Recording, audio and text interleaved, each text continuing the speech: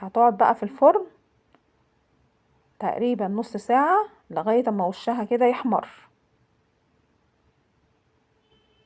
اهي بصوا شكلها تحفة، ولسه كمان لما تستوي.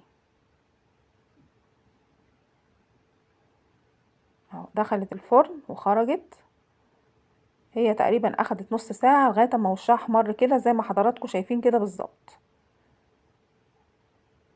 وبصوا كمان هتنزل من الصينية بمنتهى السهولة.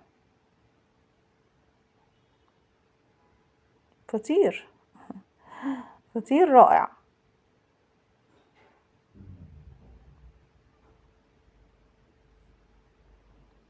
شكلها تحفة وريحتها تجنن وطعمها حلو جدا.